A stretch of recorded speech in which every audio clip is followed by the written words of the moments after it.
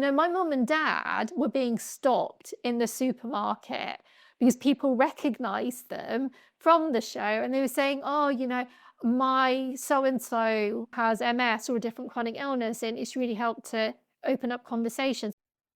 Hi, I'm Caitlin, And I'm Clarinda, and this is Not Just Patients. a podcast where we break barriers to meaningful patient involvement in healthcare. Thank you for tuning in today.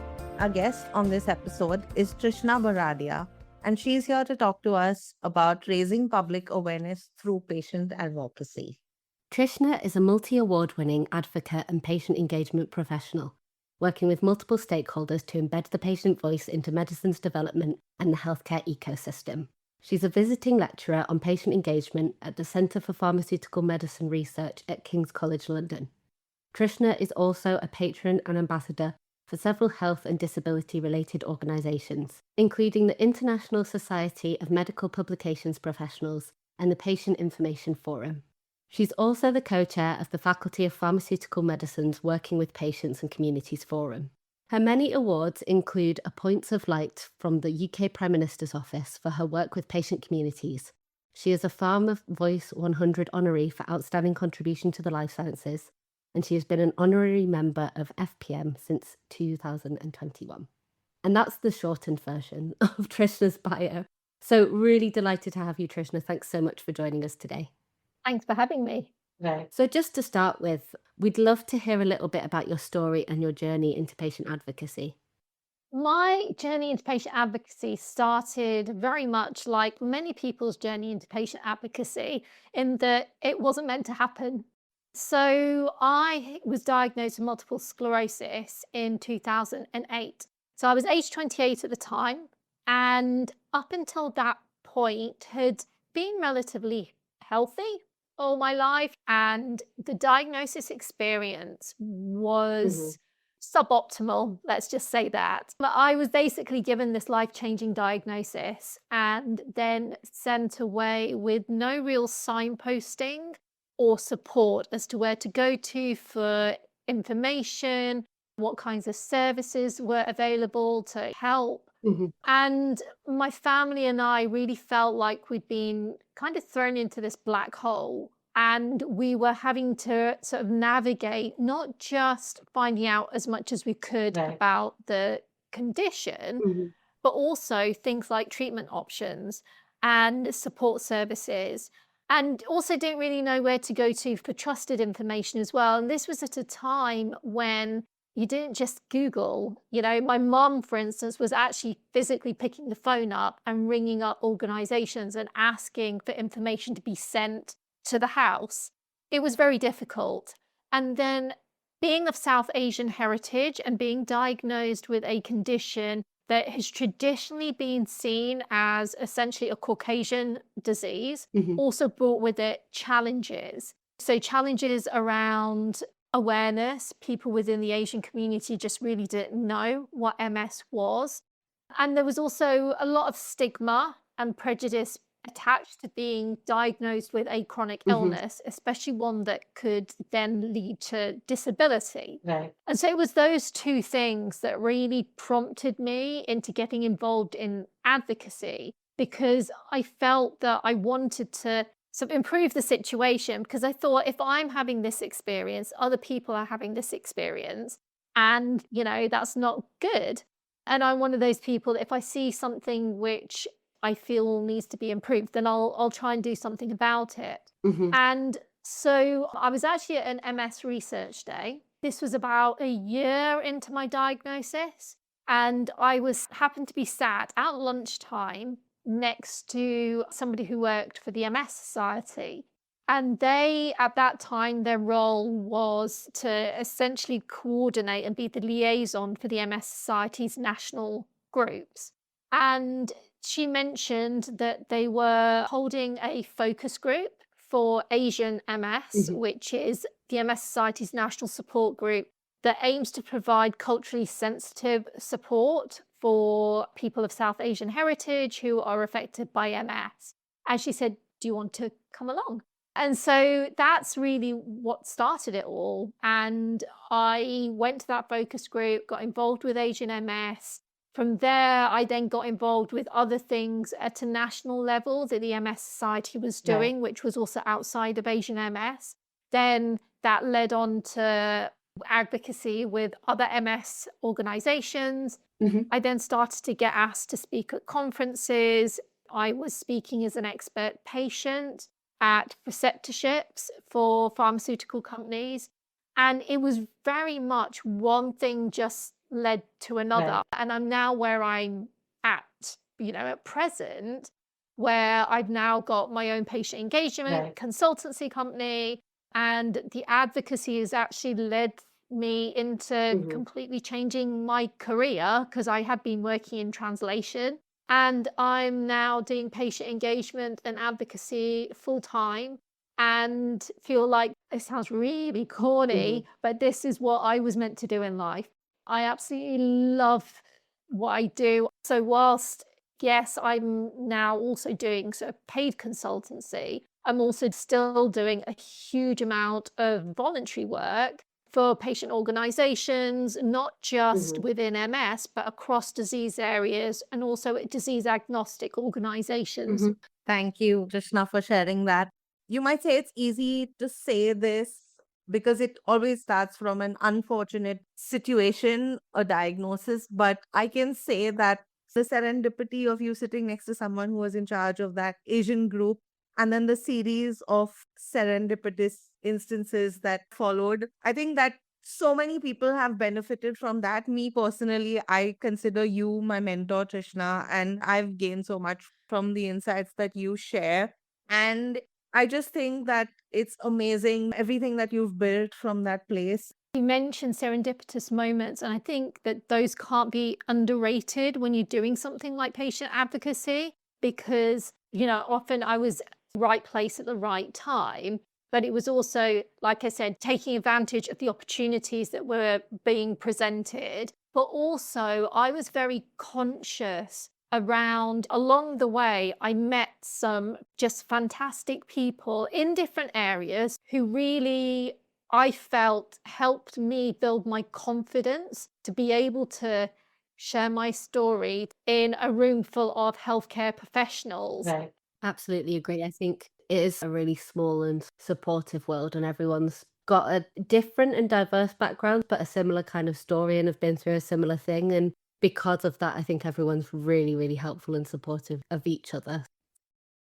So, coming to what we want to talk about today, I'll admit that Caitlin and I had some trouble narrowing it down with you because you are a treasure trove and you can literally talk about anything pretty much that we cover on this entire podcast, which is a very wide spectrum. But we are going to be talking a lot about raising public awareness through advocacy. So, beyond the traditional channels of advocacy. And maybe we can just start by talking about why raising awareness is such an important part of patient advocacy. So I think there's two things. One is around the disease awareness, but I think there's also something around raising awareness about patient advocacy itself.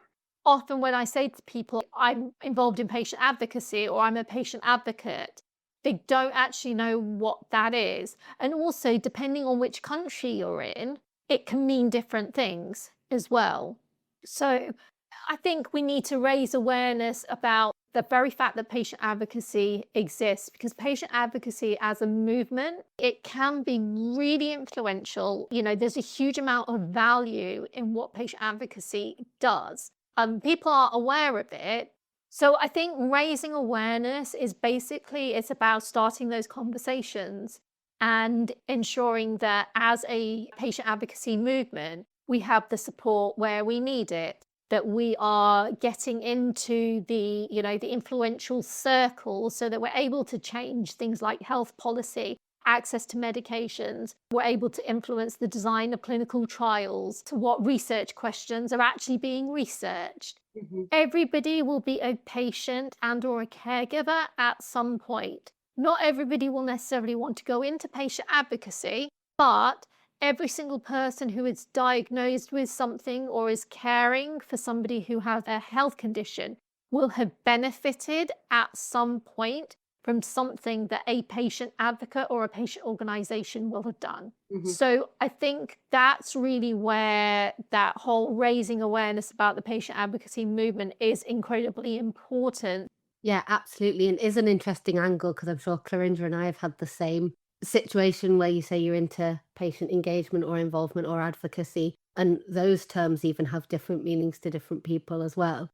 And also, I think, another point is, I guess, disease awareness, where you're trying to raise awareness, particularly maybe of rare diseases or maybe diseases that people know about, but maybe have some sort of misunderstanding as well. And you want to kind of reduce the stigma or help people understand a bit better what it's really like to live with something or care for someone who's living with something. Because what you get from a textbook would be really different, for example, from what it really is like to live with something. No, absolutely. And it becomes particularly important for the healthcare professionals because they're really on the front line when it comes to Mhm, treating and caring for people who are living with a condition. I mean, we've seen just the impact that has happened in terms of mhm, patient advocates of colour advocating for more representation, for instance, in medical textbooks. I actually bring mhm, this up a number of times when I'm reviewing informed consent forms for clinical trials where they talk about, a side effect might be a rash and it says, look out for red skin. Well, if you're a person of color, actually the rash may not be red. And so having that representation, that's now starting to filter through, and you are getting more representative images in medical textbooks, and you are getting mhm, more, what I would say, diverse and representative descriptions of things. Just that one thing, that can make a world of difference to a healthcare professional when they went to medical school, was told to look out for this, this, and this, but it was all actually just aimed at people who have white skin. And so you can see the impact that patient advocacy can have and how we need to celebrate that. But I know that there's talk about having like a patient engagement day, and I think, things like that hopefully really raise awareness about the achievements and the impact that patient advocacy has had globally, which many people just aren't aware of. Right. I agree. And I was just looking at a LinkedIn post of a fellow patient advocate who's India based, who asked whose responsibility is patient education. And it's such an interesting question because whose is it? I mean, doctors don't have the time.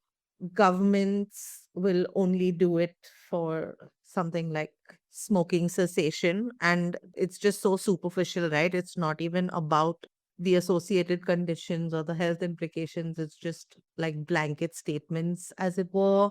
And pharma, the education can be quite limited, if at all, to a particular drug. And advocacy groups kind of seem to be the only channel where patient education lies at the moment. And they don't get much credit at all for the kind of work that they do. Very often, people don't even know about them or the power that they have, and they're not really tapping into that source. And they're struggling to get funds and they're struggling to leverage the resources that they have. And yeah, there's so much untapped potential there, I think. So, coming back to you and your journey, Trishna, I think that you've been involved in many, many different channels of awareness raising. Again, very broad spectrum. You write articles for journals and you talk to researchers in their language in that sense. And then you also talk to patient advocates as part of communities like ISPEP or the International Society for Patient Engagement Professionals. And then you do some really cool mass media things, like Dancing with the Stars is something, I mean, I don't know it very well being in India, but I'd love to understand the breadth of your experience with some of these different forms of advocacy. So again, Yeah. this was an area which really spoke to me because I felt like the basis, the whole foundation of what I wanted to do started from getting people to better understand about MS, what it was like to live with it, what kind of impact it can have on someone's life. Because I feel like most people, they do want to support, but if they're not aware of the kind of support and help that might be useful, then how are they going to be able to offer it? Whether that's individuals or whether it's organizations. Yeah, yeah. So that was really the foundation. And when I started volunteering for Asian MS, one of the things that we really felt was important was raising awareness about MS within the Asian community. Yeah. And that's what I would say started to build my confidence when it came to public speaking. And from there, I was then asked to do some things with the MS Society, give some presentations and talks. I was then asked to do some campaigns, go on the radio, and sort of it was about building my confidence to do more and more things. I would say Yeah. again, there was no plan. It's just I basically was looking for the right channels to target the audiences that I felt needed to be reached, and always did things which I felt comfortable with as well, because there's a lot of misinformation out there. And I wanted to make sure that I was able to provide trusted information as well as being authentic to my own personal experience. Because we have to remember when people are sharing their experiences, for instance, on social media, they are talking about their own personal experiences. But then also, when you've built up a community, there comes with that is that weight of responsibility, because then I wanted to make sure I was sharing information that was also evidence-based, that people might find helpful to be able to make decisions about their own healthcare. So I was very much about signposting to organizations. And whenever I've done, for instance, interviews on the radio or in the press, I always make sure I try and say, the MS Society is out there, or the Patient Information Forum is out there, all the organizations where I know that you can get trusted information. And then going back to the targeted audiences. So you're talking about, okay, you've got the patient communities, you've got the public, that's really where the mass media comes in. Yeah. But then you've also got healthcare professionals, industry professionals, and that's where the journal articles have come in. And again, I'm not going to say I set out to say, okay, you know what, I want to go and publish in a journal. That didn't happen. I happened to be asked to be a co-author on a paper. Yeah. And again, one thing led to another. Yeah. But in doing that, I realized the power that patient authorship can have in terms of influencing the way in which a journal research paper is written, so that the patient voice comes through. And that's where the healthcare professionals and industry professionals are going. Yeah. And so having this variety of different media and channels, I think, is really important. And also it's about the evolution as well. I mean, back when I started doing patient advocacy, you're talking over 15 years now. Don't know if podcasts even existed.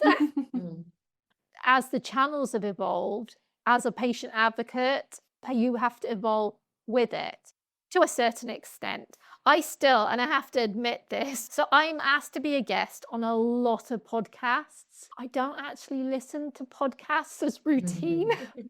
We're not offended. That's We're not fine. offended. It's just not one of my things. But just because I'm not a regular listener of podcasts, that doesn't mean that I then said, well, that's not a channel I'm going to explore, because I recognize the importance of podcasts as a channel for raising awareness. And sometimes it means you have to step out of your comfort zone. If somebody had told me back when I was diagnosed that I'd be on television in front of literally millions of people, I wouldn't have believed them. But it's actually something that I've grown to really enjoy doing. And yes, it's meant that I've stepped out of my comfort zone, but that's also been, I think, everything in certain ways about patient advocacy. That's all really interesting. Thank you. And there's so many different opportunities available. And I think maybe more traditionally, how health information was portrayed was very sort of targeted channels. So it would be, I'm aiming for a particular journal that speaks to the particular type of doctor or specialist that I want to speak to. Or even things like on a patient organization website, that's fantastic, but you have to be looking for it. The targeted stuff is really important for people who know what they're looking for and really want to be able to easily find information. Whereas some of the more mass media pieces, there's doing things on social media, there's TV, there's radio, where actually you're then reaching a much broader audience who aren't looking to learn about, for example, MS or patient advocacy. They're kind of absorbing it through their daily ritual of being on their phone or listening to the radio and everything. So two very different but very important approaches. And I think touching on those more mass media pieces are things where you can actually start sort of helping people who maybe don't know they need to be helped, or teaching people who don't know what they don't know, reducing stigmas or helping more people to understand a certain disease, maybe even coming across someone who thinks, hang on, I have those symptoms or those experiences, maybe this applies to me, reaching people in government who might have an impact on policy and everything. So those two different angles are both very important. And just before we move on too far, I have to bring up Strictly Come Dancing because, well, in the UK, it's such a huge show and everything, and I'm incredibly jealous that you had to have that opportunity. And I wonder if, Trishna, you could speak a little about that, just to indulge me, but also it'd be really cool to know, firstly, about that experience, but secondly, about the reception that you got from it, and if you know how much that impacted the millions and millions of people who ended up watching that show.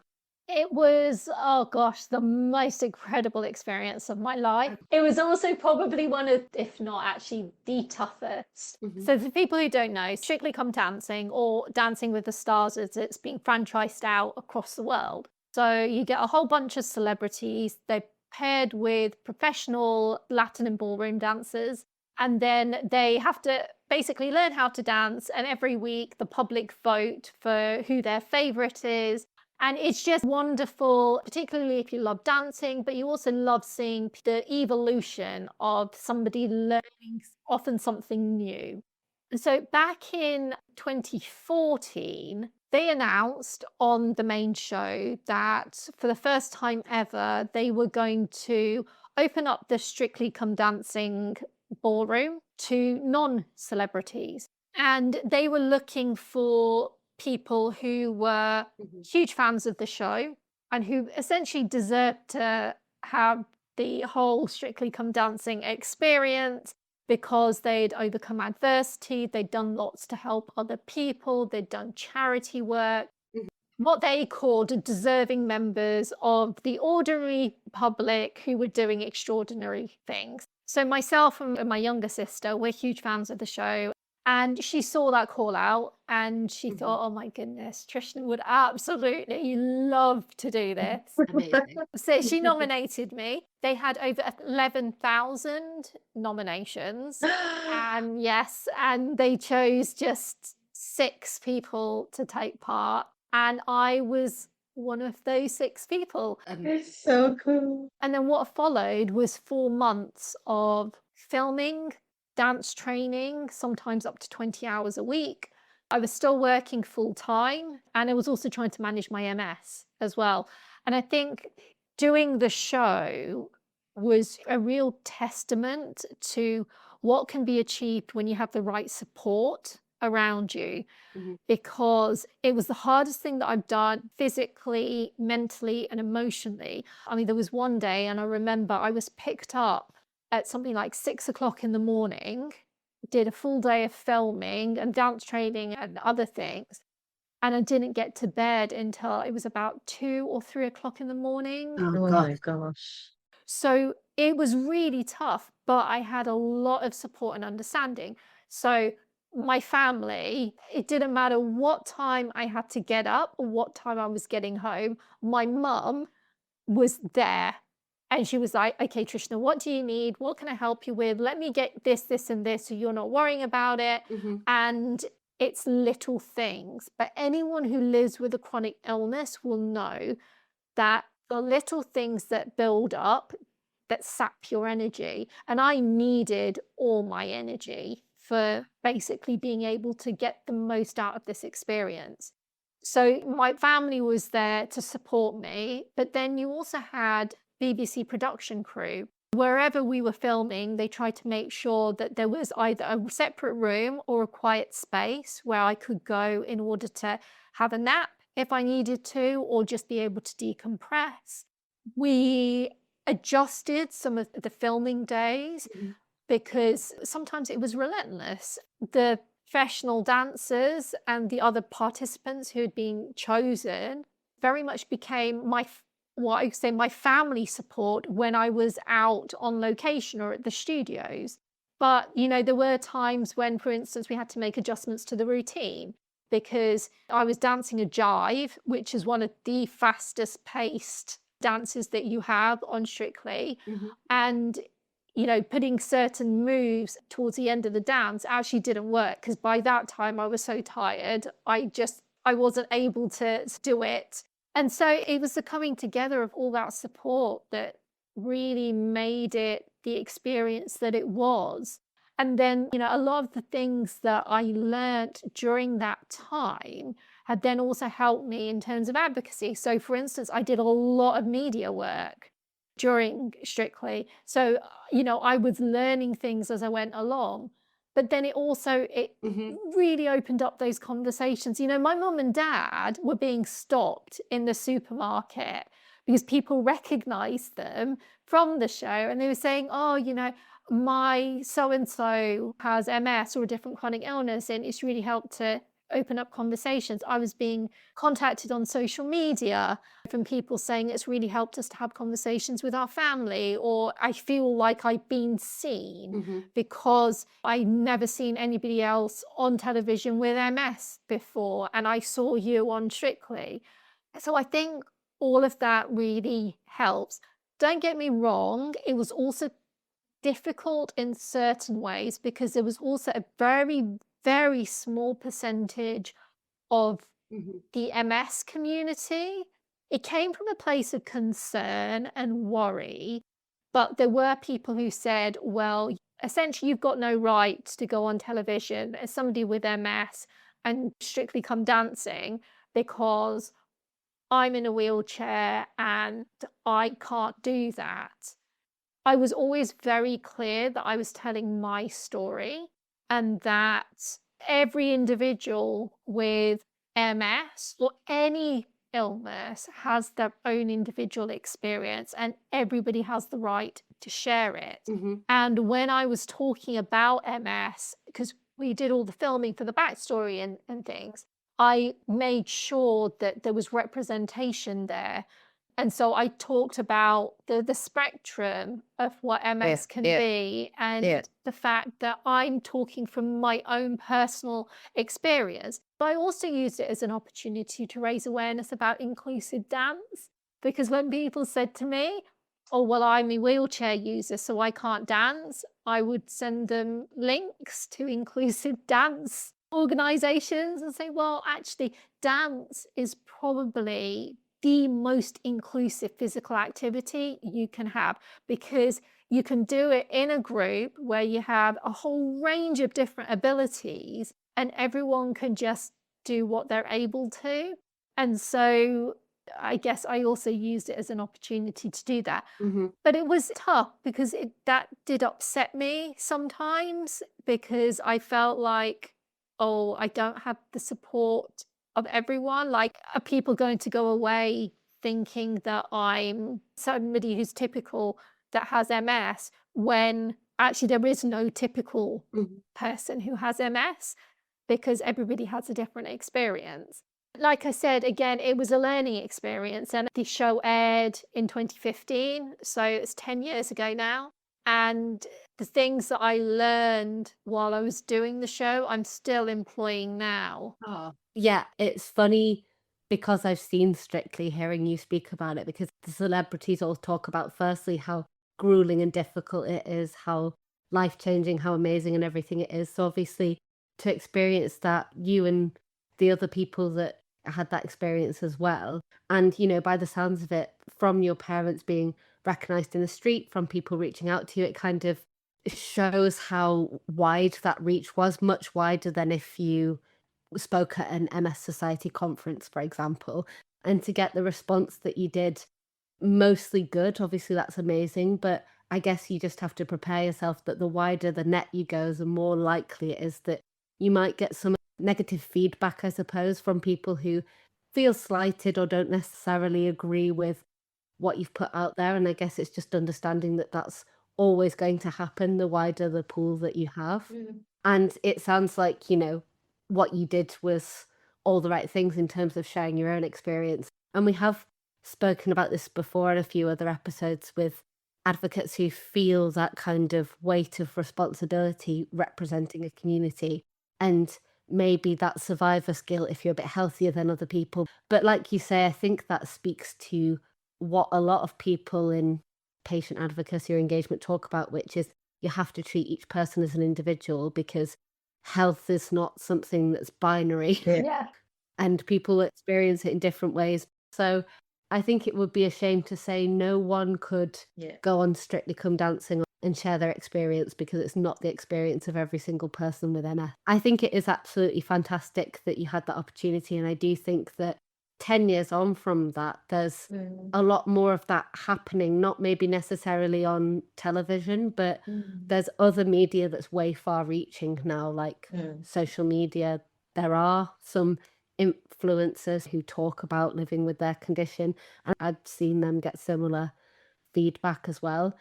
But if it's making those conversations happen and those people who don't feel like they're represented are then sharing their experiences, that's all helpful as well. Yeah, absolutely. And I also think that now, at least in the UK, I've seen it that over the last around 10 years or so, there's been a lot more move to having that representation of chronic illness and disability in the mass media. Now you regularly get people with disabilities taking part in, for instance, Strictly Come Dancing. And I think that that is really helping to normalize disability and chronic illness to the extent that then it doesn't matter what condition somebody might be diagnosed with, they will feel seen. I don't think that that can be underestimated, just that power of the mass media. I mean, don't get me wrong, I think you still need those more niche channels. And I think also social media has its place as well. But it's about combining the different channels so that you get the strongest messages out there that you can. And also you have to tailor your content as well. So, for instance, when I talk about MS in the mass media, so I'm giving a radio interview, for instance, it's very different to the way that I talk about it if I'm giving a talk, in a room full of healthcare professionals and scientists, for instance. So as patient advocates, we have to be conscious about how we tailoring our content when there is so many different channels out there that you can raise awareness through to make sure that it is being understood in a way that relies on what I call the foundations of being a patient advocate, which is really trust, authenticity, and relatability. Yeah. Mm-hmm, mm-hmm, So moving on, Trishna, I think you mentioned the support of your family a few times, and you also mentioned radio interviews. And I did come across a post of yours recently where you spoke about having your dad join you on a radio interview. I think that this has happened a few times, and I find it completely fascinating how you've involved your parents in your advocacy efforts and how they've come on board with some of these things.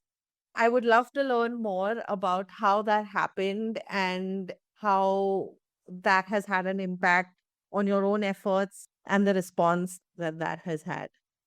So some of this has been intentional, some of it accidental, some of it out of necessity. So the intentional side of things. So when you're living with chronic illness, it doesn't just affect you, it affects the people around you. And so we wanted people to be aware of how it was affecting the family, not just me. So how has it affected my relationship that I have with my parents, with my sisters? How has it affected the life goals and the life path of my parents? So they actually have 3 daughters, all of whom live with chronic illness. So I have MS, my twin sister has MS, and my younger sister lives with inflammatory bowel disease. And they were very conscious that they wanted to make sure that if any of us had to stop working because of our conditions, that we were essentially going to be okay. And so they worked for much longer than they had been planning to. So they retired very late. And that's just one aspect. So that was the intentional side of things. We wanted people to understand the impact that chronic illness can have, the people around you, and that just huge amount of support that comes from essentially unpaid caregivers. And I mean, to be honest, definitely in the UK, it will be the same all over the world. Unpaid caregivers really prop up the entire healthcare system because of just the sheer amount of support that they give. And so there was that. There was also the accidental, and that was very much around. So my mum and dad would often accompany me when I was doing events, speaking at conferences, contributing to advisory boards. And this was at a time when the vast majority of things were being done in person. So I needed somebody to accompany me. And they would often, one or other of them would often be sat in the room and they'd be like, I could contribute to this. The things that she's being asked, I have an opinion on this. I have experiences that I could share. And so we started to push for more caregiver perspectives to be incorporated into conferences, into the patient engagement work that pharma companies were doing, into the learnings that healthcare professionals were going through. So there was that. And then there was also necessity. So the post that you refer to, Clarinda, I was asked to do an interview on a Punjabi speaking radio station. And as someone who was born and brought up in the UK to a Punjabi father and a Gujarati mother, we spoke English at home. And so my understanding of Punjabi is okay. My speaking is absolutely terrible. And so, I said to them, well, can I bring my dad along? I'll speak in English. He can speak in Punjabi. It worked really well. So I think it's really important for people to understand the impact that chronic illness has on families. And a way to do that is to, get your family involved in your advocacy efforts. And they are just as well known, for instance, within the MS Society as I am. It was funny, actually. Myself and my dad had gone to the annual Stop MS lecture. This was a couple of months ago. And we walked in and there was an MS Society, you get these roll-up banners. And my mum and dad were on it. Oh, wow. A huge picture of them, which was taken at one of the MS walks. And it was just like, mum and dad are famous now too. And to be perfectly honest, I wouldn't have been able to do all the things that I've done had it not been for my mum and dad's support. People often say to me, oh, Trishna, you're managing not just my MS, but I live with several chronic conditions and you do so much. How is it possible? And it's because I have the support of my family. And so again, that needs to be conveyed, that it's not just me, it's very much a team effort. I think that's incredibly powerful because one of the things you said early on, you spoke about the stigma associated with a chronic condition, and speaking as an Indian from the India perspective, I work with a group of patients in India with NMO and similar conditions. I know that stigma is one of the biggest challenges, right, to having a chronic condition. There is this huge sense of who's going to marry you and don't tell anybody about this. Let's keep it hush hush and all of those things. And I think that culturally having someone from the older generation, your parents, just being so proud to be associated with it, to be out there and speaking about it along with you, that just sends such a strong message to counter stigma. I think that that has immense power in so many ways, apart from the support that they extend to you, of course, and the advocacy in itself. I think that from the cultural perspective, it's phenomenal. Mhm. And I think it also encourages others from backgrounds where this stigma and discrimination exists, encourages more people to be open and to be public. So even the experiences that I've had and all the sort of patient advocacy that I've done actually has encouraged my dad to get involved in patient advocacy in his own right, because back in 2021 he was diagnosed with prostate cancer, and generally men don't tend to talk about their health anyway. Asian men even less so.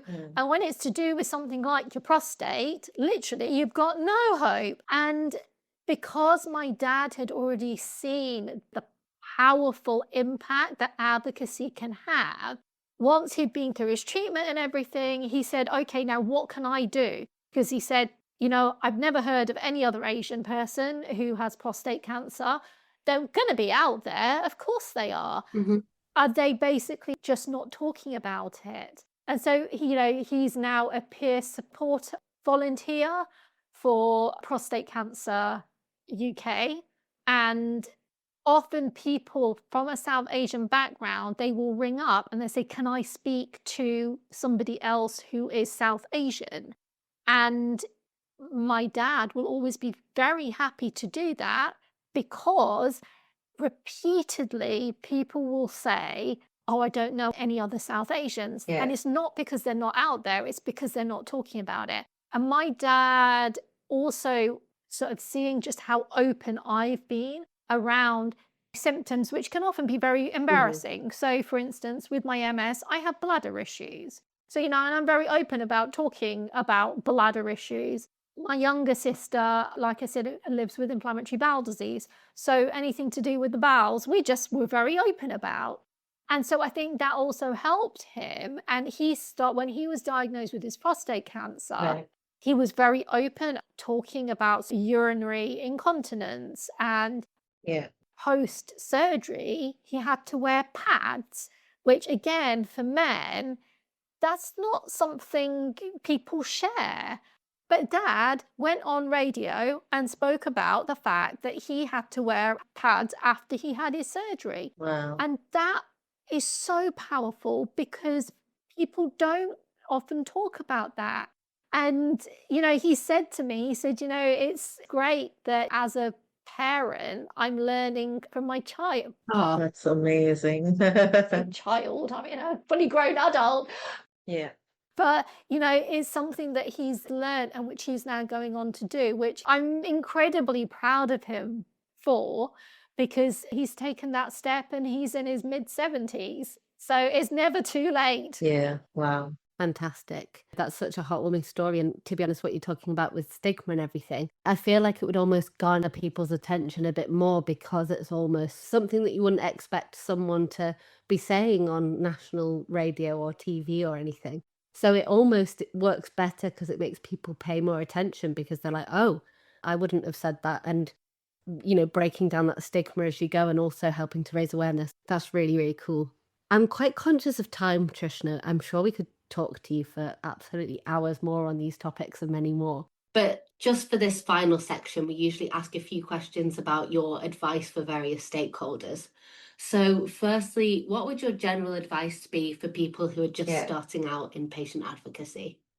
I'm often asked by patient advocates who are just starting out, and they say, well, how do we get to the point where you're at? And, you know, I feel a bit like, what's the word? So imposter syndrome, because I have to say to them, there was no plan. It just happened organically. And I basically was just saying yes to things that interested me. So again, I say to people who are getting involved in patient advocacy is, yes, grab the opportunities if they're presented to you, but also be aware of the people who are trying to help you, because the patient engagement world and patient advocacy world is actually very, very supportive, and people do want to help others.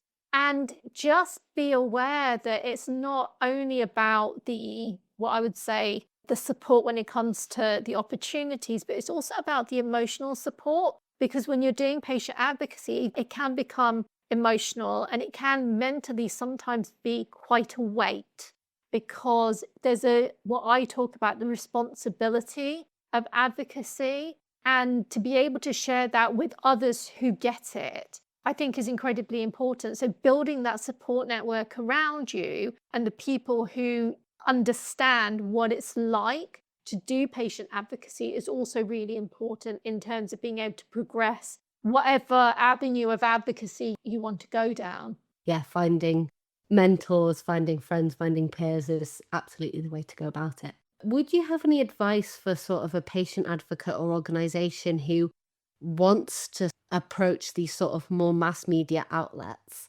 to tell their story? How would they go about that kind of thing? So it very much obviously depends on where you're based. So from a UK perspective, there are resources and there are initiatives out there that provide media awareness training to charities, to patient advocates. Yeah. Patient groups themselves, so some of the larger charities can also provide support. So for instance, at Asian MS, we hosted a webinar in collaboration with a few patient groups who are targeted towards the Black MS community. Yeah. And we did it in conjunction with the MS Society. And in this webinar, we were basically talking about how to share your story in the media. And we had a couple of people from the MS Society who work in the press and PR team. Yeah. And they were talking about things like how to put together your patient story and your experience, building up confidence, the fact that, you don't have to do every type of media, that you can be anonymous if you like, having a hook to your story. So for instance, if you're going to approach media outlets, then often it can help to link it to something else. So for instance, if you know that a new piece of research is being released, Yeah.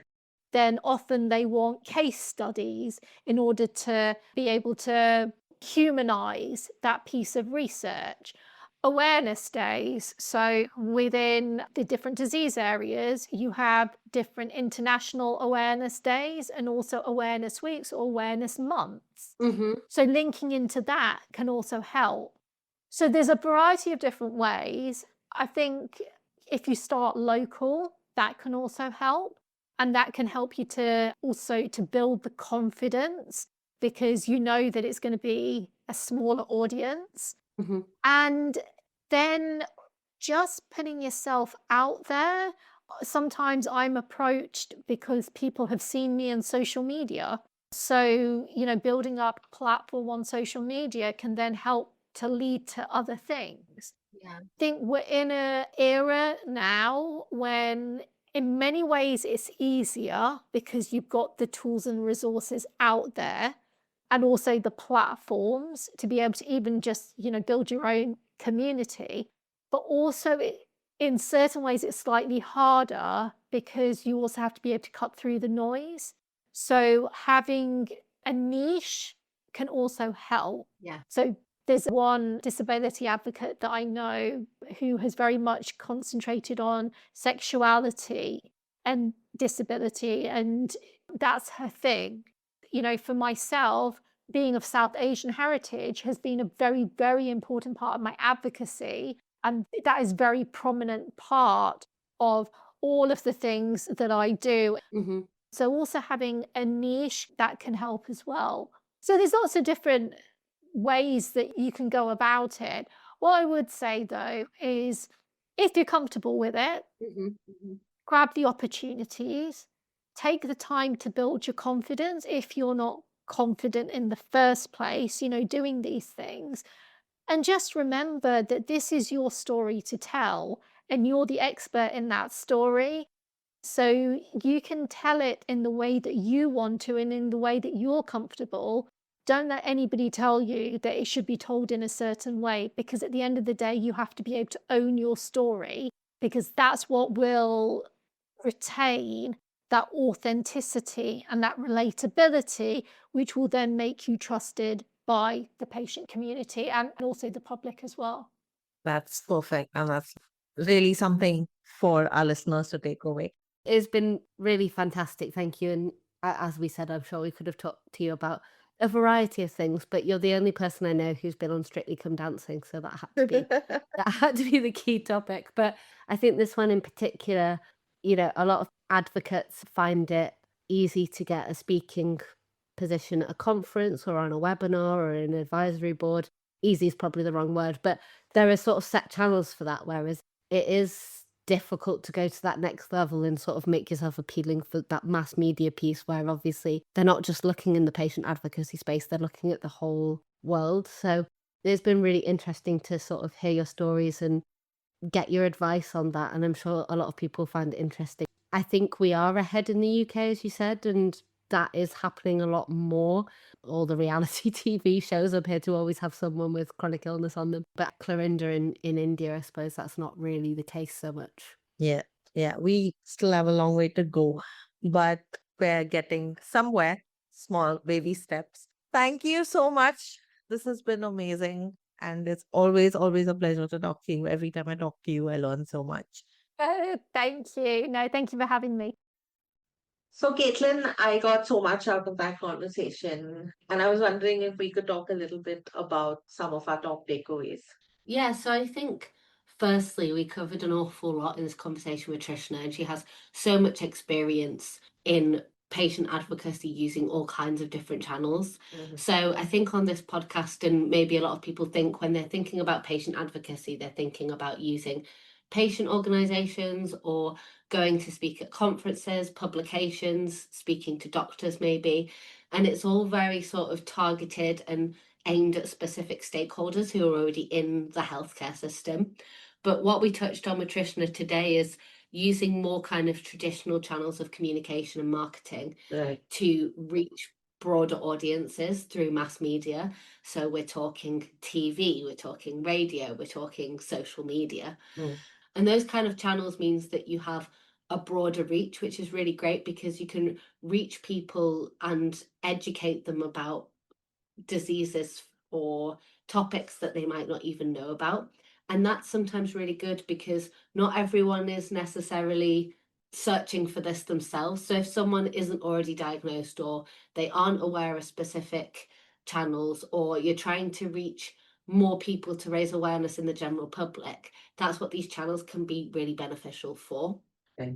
There are some cons that come with these channels as well. So you're speaking to a lot of people, but it might not hit the right kind of people you're aiming at. So you really have to think about what messages you're delivering and whether it's appropriate for a sort of wider, more general audience. So things like disease awareness, education around what it's like to live with a disease, or even just talking about what you do as an advocacy group can be really good for the public. Likewise, if you're trying to kind of make change at a political level, that kind of mass media can help reach politicians who maybe aren't specifically working in your disease area. But there are some drawbacks as well in terms of, the wider the net you cast, the more attention you'll get, and hopefully that's positive. But then occasionally you might get some people who are negative and disagree with what you're saying or doing as well. And that's where Trishna had some really good insights about sort of making sure that as a representative of a community on a much broader scale, you have to make sure that what you're saying resonates with the community, but also saying that you are just one person sharing your individual experience, and that actually the community experience does vary. Right. So it won't always be necessarily reflective of what everyone's going through.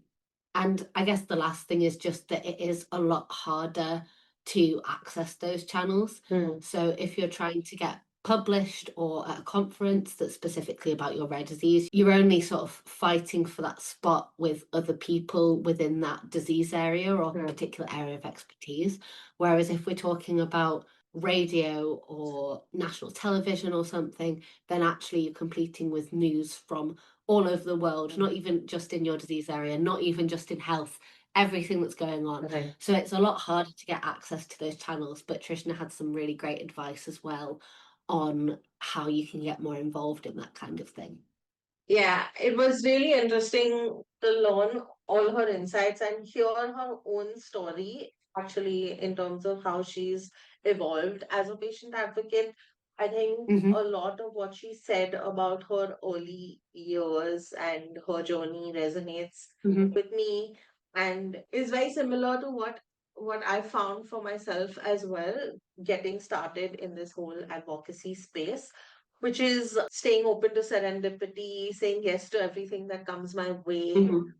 Even for me, it was not necessarily having a plan per se. I don't think that there is a stepwise journey or a career ladder in patient advocacy. Mhm. It is very much following your passion, doing stuff that you like, grabbing those opportunities. And one thing that I found really helpful is looking for mentors. Mhm. Trishna happens to be someone I call a mentor, but Mhm. I think, and she also spoke about this, that there are people willing to support and offer advice. And Mhm. the value of that cannot be underrated. I've personally benefited from a lot of people in this community who have been more than willing to, share their own journey and their own experience and point me in the direction of more advice or connections or opportunities. And I think just not being abashed about asking for advice or asking for help Mhm. is definitely a great idea at the start of this journey, because it's just been fascinating to see how she's taken that from where it was 15 years ago, from her diagnosis to everything that she's doing now, and to imagine that that's possible for Mhm. any patient advocate starting out is really, really an optimistic thing. Yeah, absolutely. And I think in taking those opportunities, you build your network, you get to meet more people who might become your mentors or might have another opportunity, build a profile for yourself as someone who can get involved in these activities. And I think one of the other things she said was, start local with those smaller, maybe more accessible channels and stories. And from there, you'll get more and more exposure, more access to those opportunities as they grow. So it's about really building that profile for yourself over time, and the opportunities will come. And I'm saying this, Clarinda, for you as well. Mhm. One of the things you mentioned, and we've heard a lot before from advocates that we've spoken to, and we've spoken about it ourselves, but say yes to the right opportunities and protect your health first is always that really careful thing that you have to balance. So saying yes to things you enjoy True. and things that won't be detrimental to your health as well, as a disclaimer. That's a great point. Thank you so much for listening today. This has been Not Just Patients with our guest Trishna Bharadia and your hosts Caitlin Rich and Clarinda Sarejo.